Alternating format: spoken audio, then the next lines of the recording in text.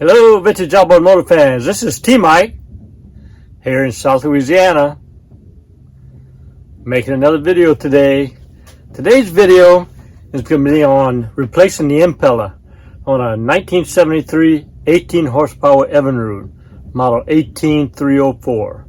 So this is going to be a detailed description of exactly how to do it. If you've replaced the impeller before and you know how to do it, this is not a video for you. If you're a beginner and you want to learn how to do it step by step, this will be the video for you. So this video is going to have 7 parts to it. Alright, first part is going to be how to remove the gear case from the motor. Second part is going to be how to drain the oil out of the gear case. Third part is going to be how to pressure test that gear case. Alright, fourth part is going to be how to refill the oil back into the gear case. Fifth part is going to be how to replace the impeller. How to actually replace the impeller. Alright.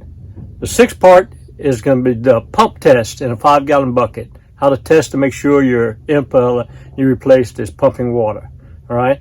And the seventh part is going to be the most important part, is how to stab that gear case back onto the motor. Alright. So if everybody's ready, here we go. Alright. Here we are with the motor I'm working on today. This motor is for Greg. It's that 1973 18 horsepower. It's a working motor. He brought it to me for beautification. I've got her cleaned and painted. Still got to paint the handle. He had a couple of things he wanted to do to it. He wanted to add this kill switch. I did that. He had a rubber mount on this idle switch that was worn out. I ordered that part and replaced it. And he wanted me to replace the impeller, check the gear case out. So that's what we're doing today. So part number 1 is how to remove this gear case. And the first thing we got to do,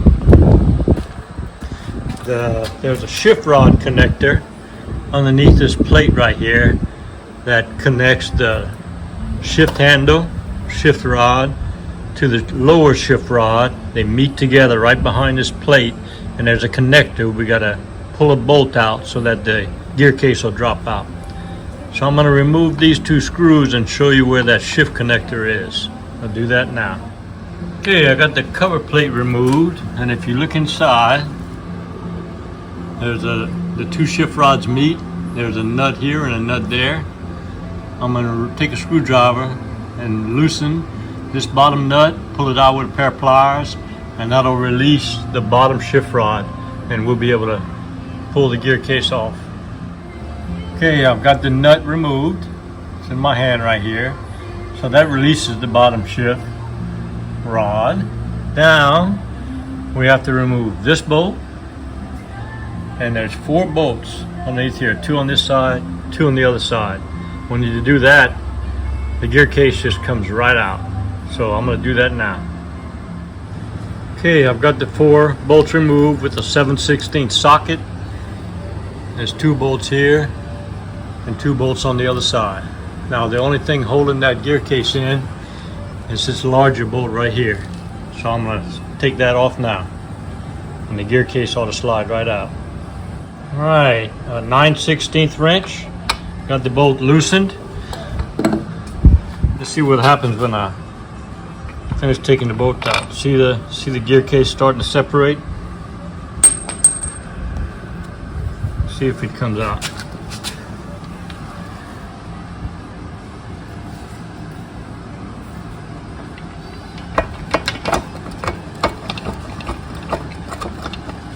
Alright, it wants to come out. I'm just going to have to pry it off a little bit. Okay, I took a screwdriver and I pried it off a little bit, and she comes right out.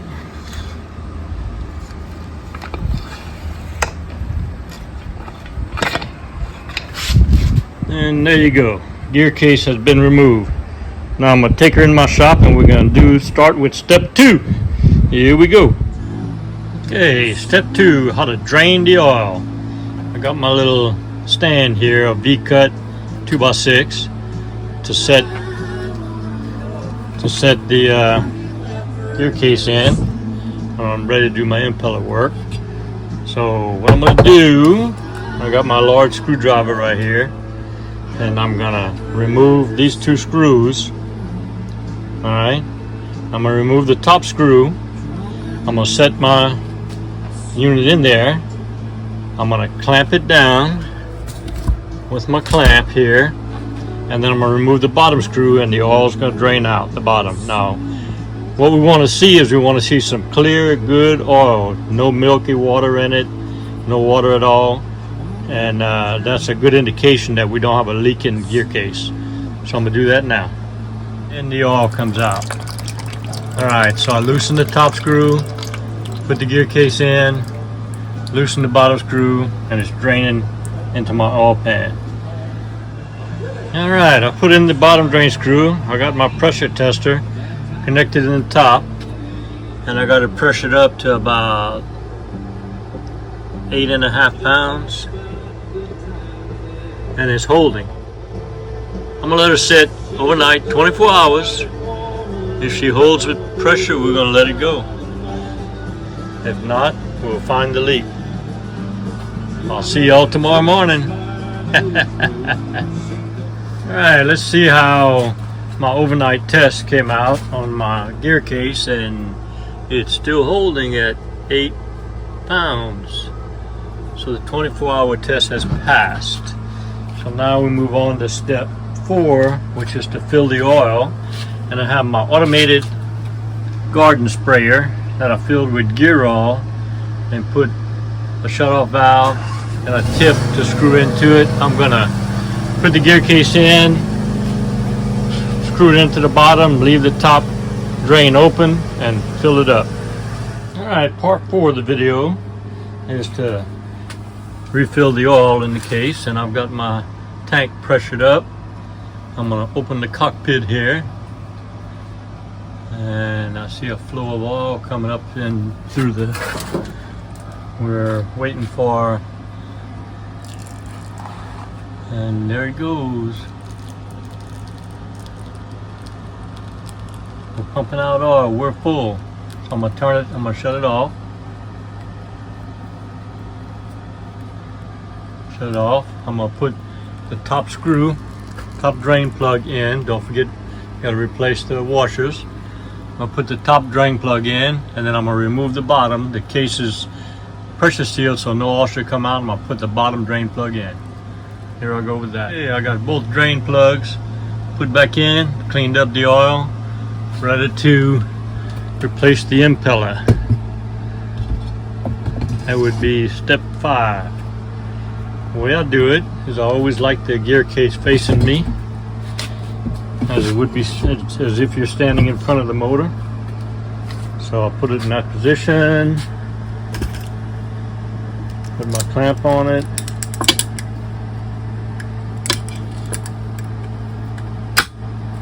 and I'm going to remove these 3 screws. I have to remove the O-ring on top of the drive shaft right here. See that O-ring? I'm going to remove those 3 screws, and the housing should slide right up. Here I go with that. Okay, I've removed the O-ring on top of the drive shaft. I've removed the 3 screws on the housing. Now I'm going to pull the housing up and out.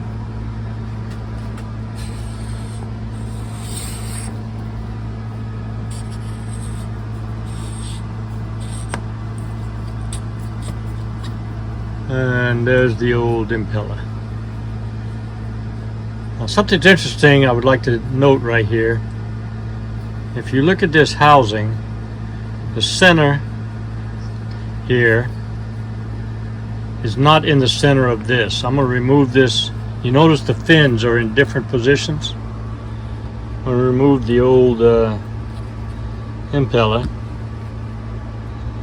And if you look at this hole, it's not in the center of this housing. It's higher, shorter here, and longer here. It's not in the center, which means that this impeller, as it's turning, these blades are flipping, opening up in the wider part and narrowing in the smaller part, which makes them to turn in different directions back and forth. I think that's to propel the water.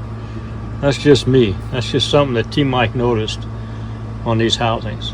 Anyway, now we're going to replace it. So if you look down at the unit, there's a pin right here. All right, and this replacement impeller is a 18-3002. It's got a slot in it. That's got to fall down right over it. Before we go too far, I'm going to oil it up a little bit.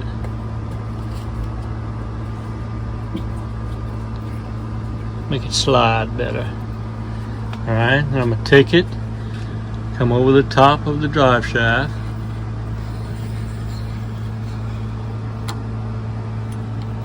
and make it sit right over that pin. See how I'm turning the drive shaft? That pin is holding it in. Now I'm going to take the housing, add a little oil to it, and I got to make sure and line up my plate with the holes there. I'm going to come down with my housing right over it, and then I'm going to take me a wrench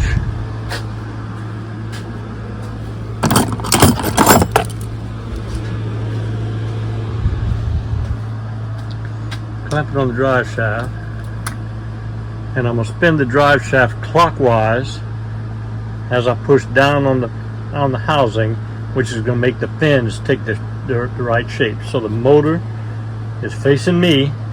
When you pull the rope on the cord, you're turning it clockwise.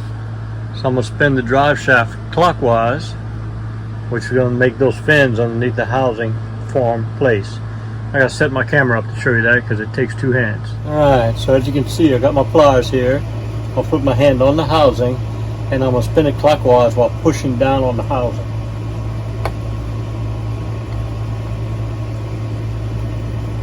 And there it goes. The housing just pushed right down in. I think the holes are lined up, and the fins have taken the clockwise direction. I'm going to take the screws,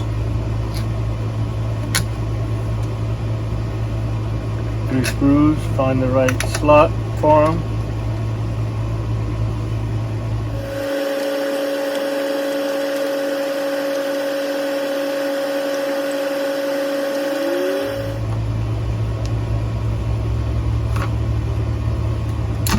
Alright, don't forget we got to put the O-ring back on the top here.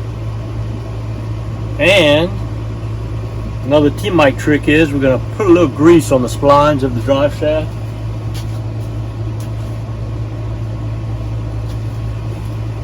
That way when you put that drive shaft back up into the power head, it won't get stuck in there, and T-Mike, you'll bring it back to T-Mike and you won't be able to get the lower unit off. So I'm taking care of T-Mike here. Alright, so we've changed the gear oil. We replaced the impeller. That was step 5. Now step 6 is to test that impeller by putting it in a 5-gallon bucket with a 1/2-inch drill on the top and spin it, and water will shoot out from here.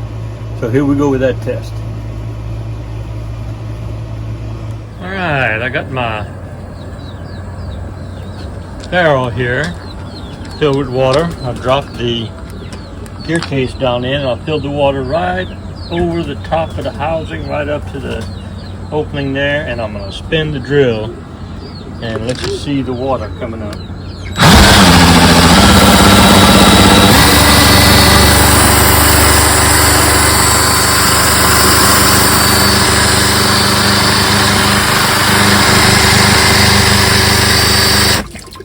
So that's what you want to see. You don't want to just see a slow overflow. You want to see a shoot out of water with some force. Preferably with a hole in the center that you see there.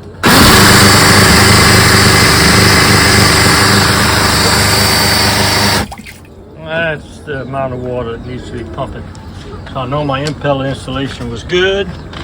Now I'm going to take it back over to the motor there, and we're going to do the last step, which is to stab the gear case back onto the housing. Okay, I got my gear case here, and I'm going to stab it in there. So what we have to do All right, first thing you want to do is put the shift rod in forward. Put it in forward, that's going to raise the shift connector up in the shaft so this connector can not be hindered by it and it can get in there. And then we're going to put the drive shaft into the hole here where the drive shaft came out of. It's going to guide it right up into the bottom of the power head, and we got to make the splines match, meaning you may have to turn it from side to side to get it to match. Now we're going to need to use a flashlight and get the water tube right here. Make sure it seats right into the water tube inlet of the water pump. All right, here we go.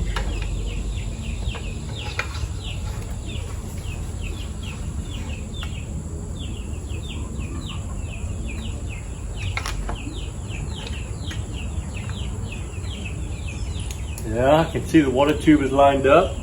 It doesn't want to go. The splines are not matched up. I'm going to reach up here and I'm going to spin it clockwise, the flywheel clockwise a little bit, and it slipped right in. Cool. I'm going to take the big bolt that goes in the top here. We'll get it started. Got it. It takes a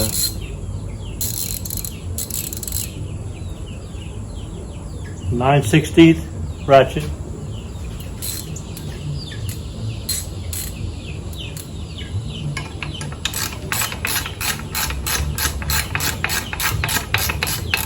I'm not going to tighten it all the way so I get the other. There's four bolts that you took out that's got to go back into the gear case to the housing.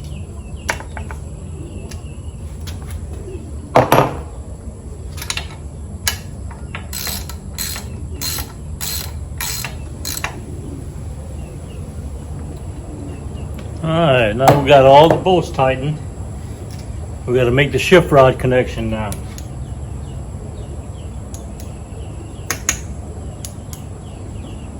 I can see the shift rod.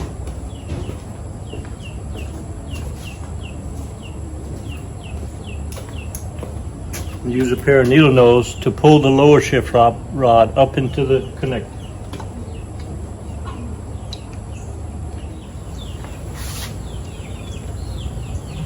Okay, to make sure you got it right, you need to test the shift. In neutral, this shaft ought to spin forward. It ought to catch in gear. Neutral spins, reverse it catches. That's how you know you got your shift rod correct. Then you put your cover back on with the two screws.